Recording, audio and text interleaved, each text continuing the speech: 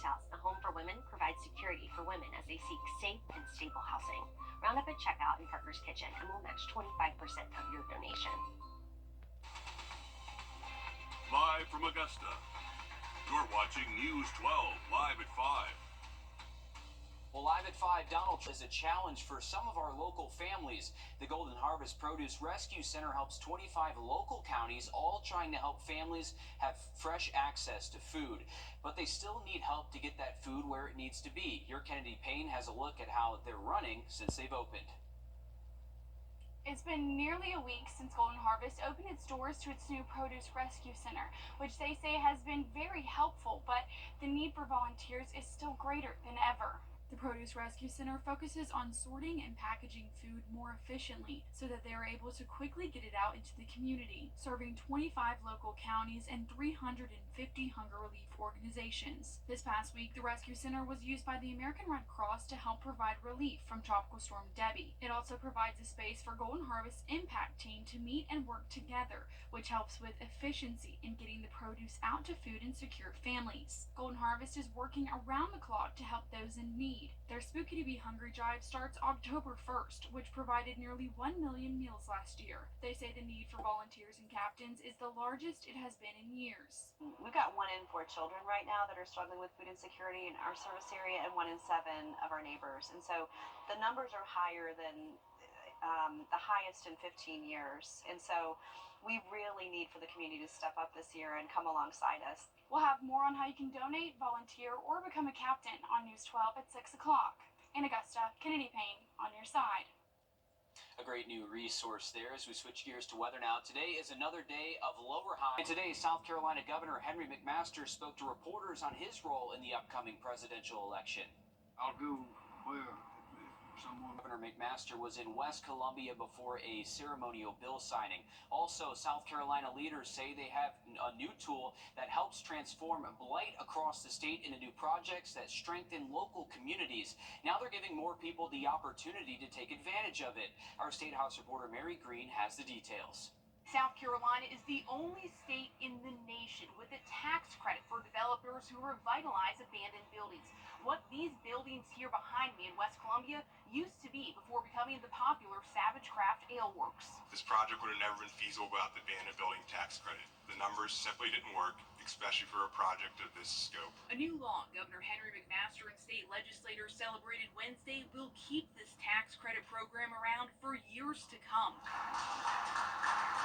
It was slated to end next year, but it's now extended for another decade. The new law also expands how much of a tax credit developers can receive for giving new life to a building that's been abandoned for at least 5 years. Now they can get a reduction on their income taxes for 3 years, equal to 25% of their rehabilitation cost and capped at $700,000.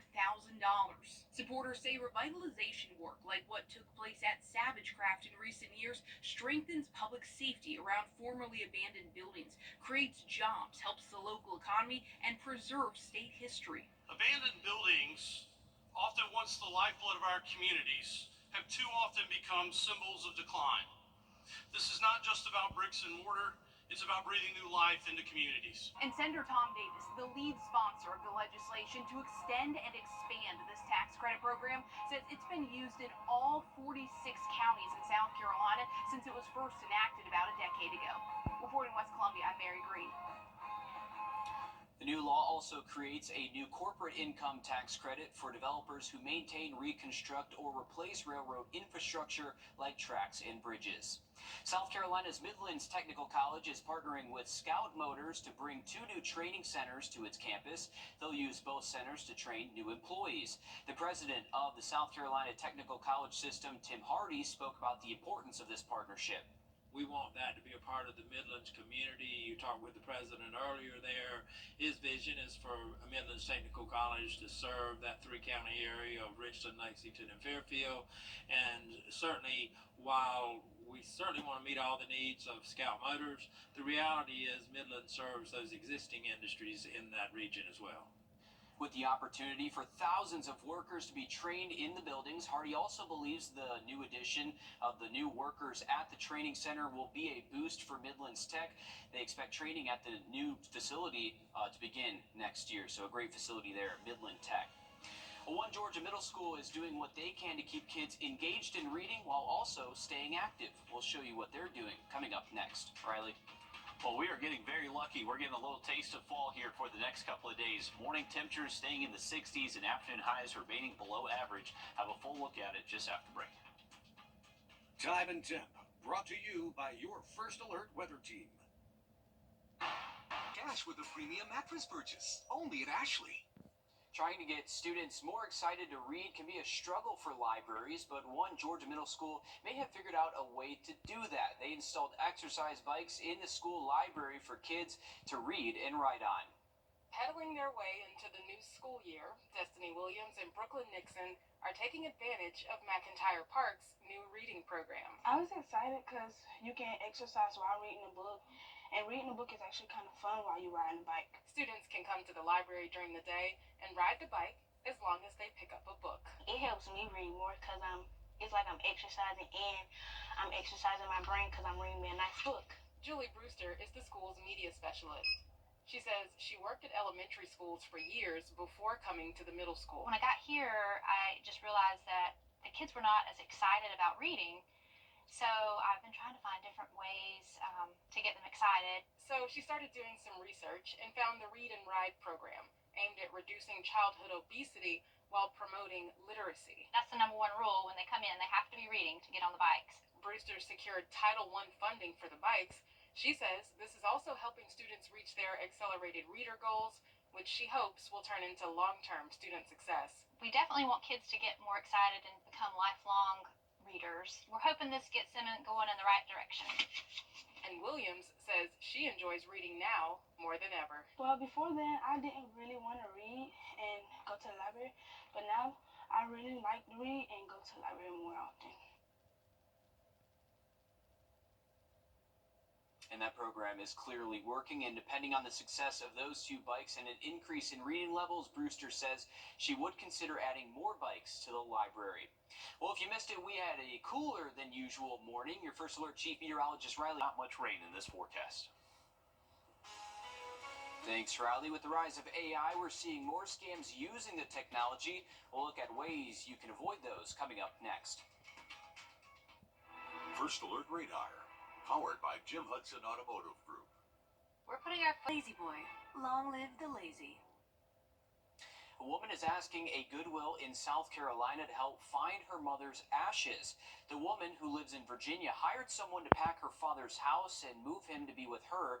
She says the packers placed an urn with her mother's ashes in a donation pile. The Goodwill says that they may have sold the urn and are asking members of the community to return the urn to the store or contact the urn's owner. Would you know a person generated by AI if you saw one? Well, experts warn bad actors are using AI in the latest romance scams, with unsuspecting victims being tricked out of money and personal information. Consumer investigator Carice Jackman spoke with a romance scam survivor about her experience. I found myself being very masterfully psychologically manipulated to the point I made financial decisions where I trusted this person, and I ended up losing close to $500,000. Shreya, who asked us not to use her full name out of fear her scammer will find her and to protect her privacy, is speaking out in order to help others. She says this romance scammer pretended to be after her heart, when in reality, they were after her money. What people don't understand that the scams are getting a lot more complex with two things going together, AI and cryptocurrency. It's a tactic we've heard before. Scam artists now using deepfakes to earn people's trust, adding a new twist to romance scams. David Myman, who runs the evidence-based cybersecurity group at Georgia State University in Atlanta, has been closely monitoring how fraudsters are using AI to gain people's trust and commit fraud.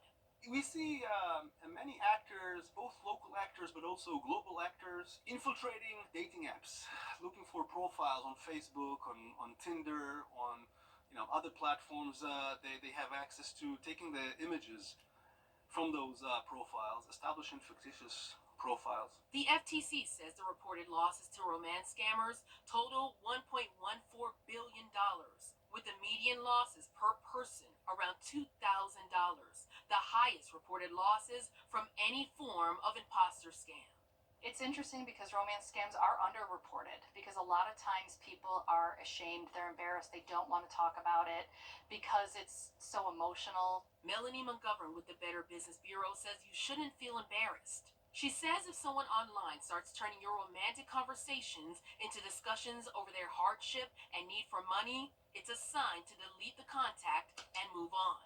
The BBB is also watching the emergence of AI as well. Your voice could be cloned, your photo could be cloned, a video could be used. Remember, never send money, crypto, gift cards, or wire transfers to someone you've never met in person. And if you're unsure of your online lover, do a reverse image search to see if the images are associated with another name. After what she experienced, Shreya says it took some time for her to heal. Now, she's using her experience as empowerment. It became very important to me that I become part of the solution. What we can control is more people knowing about it, and this is where the media, advocacy efforts, just getting the word out there can be very impactful so that less people fall for it. With this Watching Your Wallet, I'm Carice Jackman. The FTC also says to make sure you tell a trusted friend that you're talking to someone online. The agency says romance scammers often try to isolate people by insisting on their silence. Well, a Georgia farmer hasn't been working his crops for too long, but he's already making an impact in the state. We'll show you what he's been able to accomplish coming up next. Riley? Well, not much rain out there for our farmers over the next couple of days, but looking good if you need to wash the car. We are going to keep things dry at least through the weekend and even early next week. Another quick look at that 7-day just after the break. Transmart you. A farmer who took over after his father passed away has won the Georgia Farmer of the Year Award. Bruce Redmond operates Shiloh Farms in Guyton, growing cotton, peanuts, and a type of grass used for seed. Redmond is one of 3 certified growers of Tifquik seed in the world, saying it's paid off to have the rights to sell it. Redmond says taking over for his father has taught him the value of hard work. He hopes his own kids will follow in his footsteps one day. 3 in the entire world, Riley. That's incredible. That is very cool. I wonder if that's just his unique climate he Yeah. lives in there in Georgia, or what it is, or the soil fertility, something like that. Didn't know that. Very cool there, and congratulations to him. Well deserved. That is a tough job, day in and day out. And I know our farmers are probably wanting a little bit of rain in our forecast, but there just is not a ton in it. We are going to keep things dry for the rest of the week. Nice afternoon, though, if you are stepping out, it may be hitting the Greenway Trail or the Canal Trail. We got temperatures mid-80s right now and should be actually cooling off into the 70s even before sunset tonight. Heading to the bus stop tomorrow morning, those low temps will be in the mid-60s. We'll keep high temperatures tomorrow in the mid-80s and just a lot of sunshine in store for our Thursday. So no complaints in the weather department unless maybe you are a farmer hoping for a little bit more rain than what we are forecasting here the next several days. Here's a look at tonight. We got mostly clear skies, not too many clouds out there. A nice start to our Thursday morning with those temps in the 60s, and we should hang on to that northeast wind, maybe up to around 10-15 miles an hour at times tomorrow afternoon. We're going to keep things just as nice Friday, and as we roll into the weekend, those temperatures do start to warm up just a tad. We'll see the upper 80s Saturday, Sunday, and then 90s to return next week. All right, thanks, Riley. Stick with us. We have much more news and weather coming up after a short break as News 12 Live at 5 continues.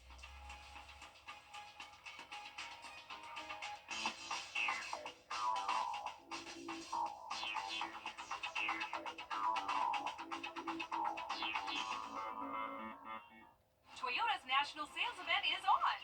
Swipe into end of summer fun with a new Toyota. Like I never left. Right now, get 3.99% APR for 36 months on a new 2025 Toyota Camry. Toyota, let's go places. Kamala Harris. Injured? Call Austin Jackson, the Augusta guy. Everybody's got a guy. A guy to help you move, fix your car, someone you can count on when it really matters. That's what makes them your guy. I'm attorney Austin Jackson, and I'm your guy in Augusta. I was born and raised in the CSRA, and I help people get the money they deserve when they've been hurt. So if you've been hurt in an accident, I'm your guy. Call Austin Jackson, the Augusta guy, 706-724-7224. Toyota's national sales event is on. Swipe into end of summer fun with a new Toyota. Like I never left. Lease a new 2024 Toyota RAV4 LE for just $349 a month for 36 months.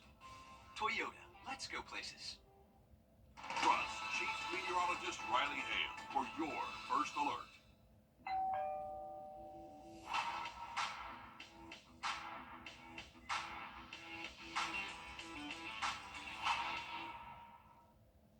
You're watching News 12 live at 5. Continues. Good evening, I'm Meredith Anderson. We are a month away from Arts in the Heart, and the Greater Augusta Arts Council says they have increased the number of local artists and even added new music. Now, no spot is guaranteed. There is an application involved, but tonight, some are questioning city leaders about the cost to get inside this festival.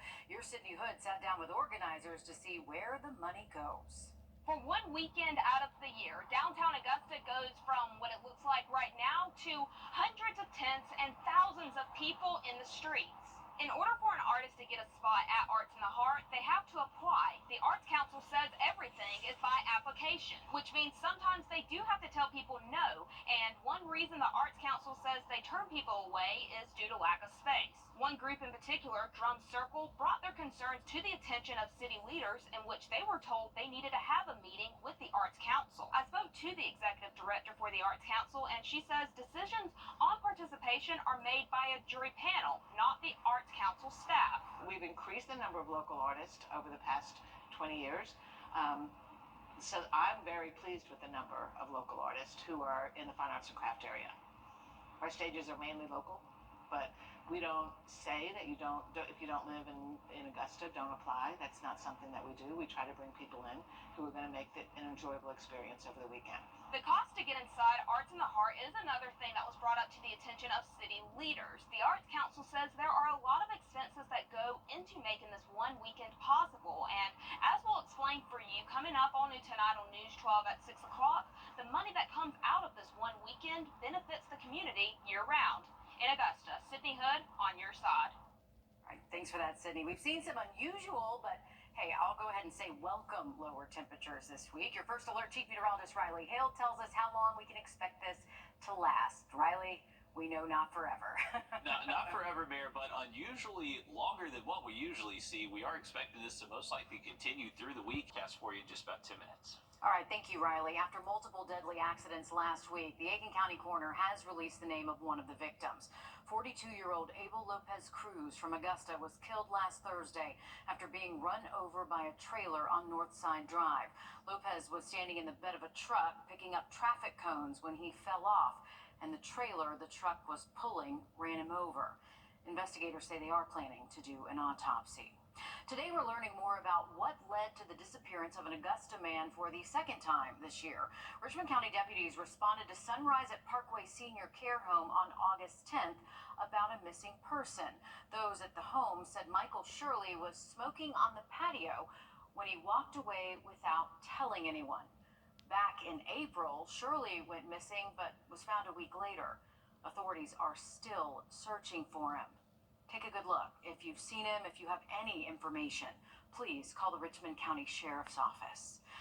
We're continuing our coverage of a Georgia deputy in the hospital tonight after being shot in the line of duty serving a warrant. Don Shipp has more on his condition.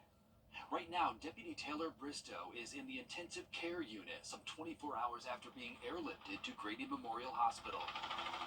We just know he's in very serious condition. Family telling us that he's listed in critical condition following emergency surgery.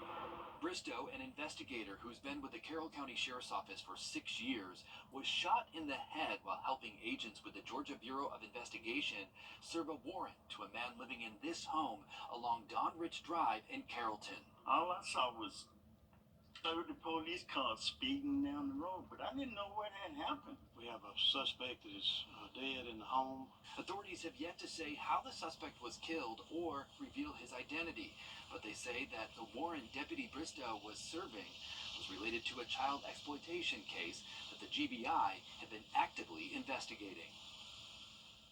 Of course, we'll continue to keep you updated on Deputy Bristow's condition as we learn more. The James Brown Arena will be demolished starting at the end of the year. In yesterday's Coliseum Authority meeting, officials say you'll start noticing some activity soon. over the arena after it's been closed for the final time in May. Vice Chairman of the Coliseum Authority Board, Brad Ushry, says it is the largest project in Augusta's history. Over the next 6 to 8 weeks, you'll start to see activity as they prepare for demolition.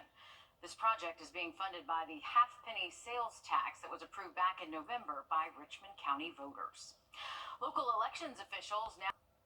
There's just a week left for mothers to get baby formula for free. On Wednesdays in August, the Augusta Partnership for Children is handing out different brands of baby formula for those who need it on Telfair Street. The event lasts from 9 a.m. to noon or while supplies last. If you'd like to attend, you do need to complete a screening to get some formula. A fight is brewing to protect one of Georgia's most iconic natural treasures. A proposed mining operation near the Okefenokee Swamp could lead to trouble in the area. Wrdw reports on the growing pressure to protect one of Georgia's natural wonders. The Okefenokee National Wildlife Refuge is over 400,000 acres. That's roughly half the size of the state of Rhode Island, and most of it is protected land. But last year, the Okefenokee made it on the list of America's most endangered rivers because of a proposed mine on the water's edge. At the entrance of a long driveway is a no trespassing sign. With a bird's eye view, you can see a crane and equipment. Georgia's Environmental Protection Division has yet to issue a final permit for the titanium dioxide mine on Trail Ridge. Basically the lip of the bowl that runs along the eastern side of the Okefenokee. The mineral-rich sand along Trail Ridge, the target for mining company Twin Pines. Their proposal says they will not alter the balance of the swamp. Michael Buss with the Fish and Wildlife Services says it's a risk the state should not take. We're a fully functioning ecosystem. So you think about the Everglades, for example, they're larger than us, but their hydrology has been completely changed. And now we're spending billions of dollars to try to fix the hydrology in the Everglades. Twin Pines denied our request for an interview. Charlton County Commissioner Drew Jones says the mine will add hundreds of thousands of dollars to the tax rolls. This is their hospital, which closed 10 years ago. He says the county needs funding and new jobs. We live the life, so the water, if it's going to affect anybody's water, it's mine. If there's going to be wildfires, it's going to be affecting us. An independent study from UJ hydrologist Rhett Jackson found the Twin Pines proposal would triple the risk of drought and wildfires. Those fires usually start in the swamp, but they leave the swamp. While fire in the swamp is needed every so often, more fire could cost the state more money. In 2011, more than half of the swamp burned. The most costly firefight in the state's history, $50 million. And in 2017, another wildfire, $40 million of lost timber and farmland. It's not compatible, deny the permit. The EPD heard from more than 30,000 people during the public comment portion, most against the mine. Georgia EPD could make a decision tomorrow or even several weeks from now.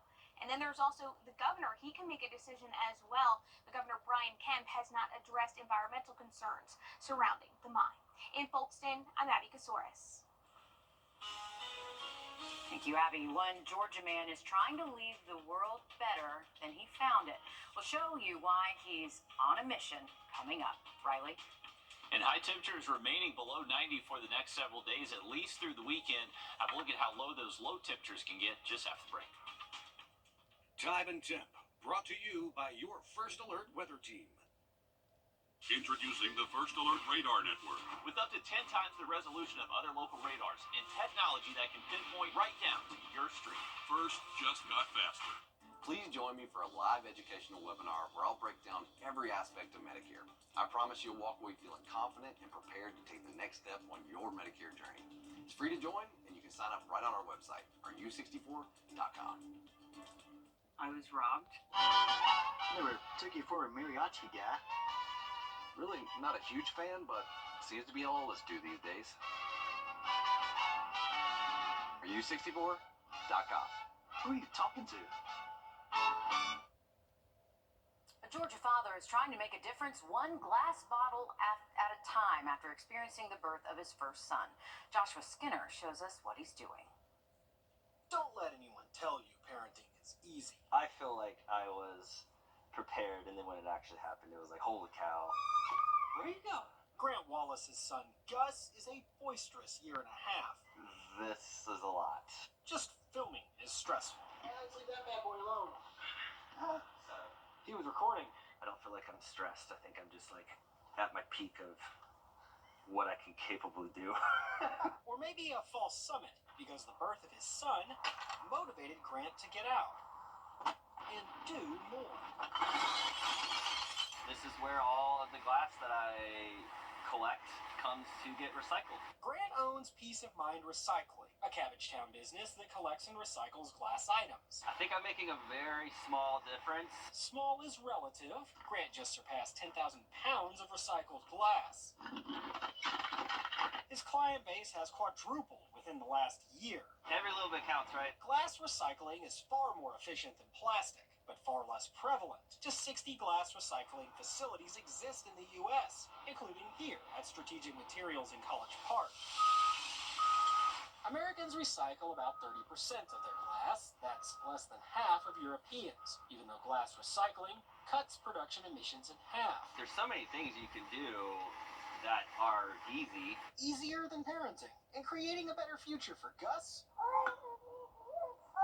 and the next generation. He's the spokesperson for trying to do the right thing. Trying to do the right thing. And it is interesting, Riley, because a lot of places just don't let you recycle glass. And you would think that's kind of like the OG thing to recycle. Yeah, I mean, it seems like it would break down and recycle very easily and wouldn't be one of those easier things to recycle. But unfortunately, I know a lot of places, even around here in the CS area, don't take glass for some reason. But I'm glad he's doing it and making that little difference right there. And hopefully we get more of those glass recycling centers across the state. We got a beautiful afternoon.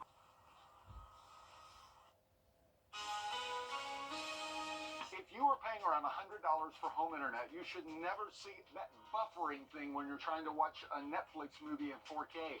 I'm Jamie Tucker. If your internet stinks, stay tuned. First Alert Radar, powered by Jim Hudson Automotive Group. Refresh your space only at Ashley.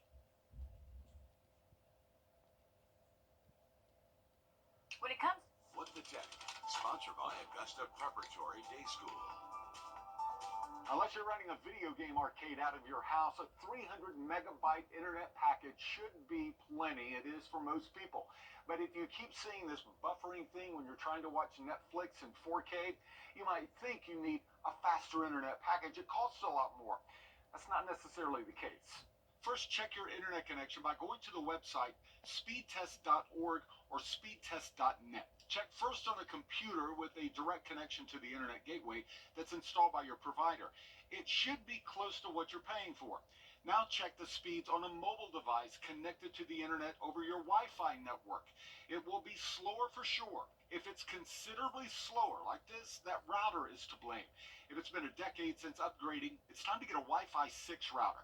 If that doesn't speed things up, you can try connecting the TV to the internet directly with an Ethernet cable. Now, if you can't do that, consider a Wi-Fi extender that repeats the signal. One common mistake is putting that extender in the room with the television. Rather than doing that, take that extender, put it in a hallway or in another room about halfway between that room you need better reception and your primary router.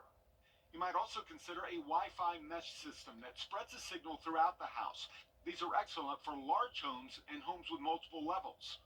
You pay good money for your internet package. If you have a good Wi-Fi router and you keep seeing this, contact your internet provider and ask them what's up. That's What the Tech. I'm Jamie Tucker. The difference in price of internet packages can range anywhere from $20 to $60 a month. So paying for just what you need, that can save you hundreds of dollars a year. Last season, Grovetown softball had an all-time best. It was the first time in program history they made it to Columbus, competing in the state's Elite Eight. Alyssa, okay, how do you top that? Well, if they keep playing the way that they're playing, there's no question that there'll be a return soon in their future. They set a record-high 27 wins last season, and after dropping their first game of the season, they haven't looked back.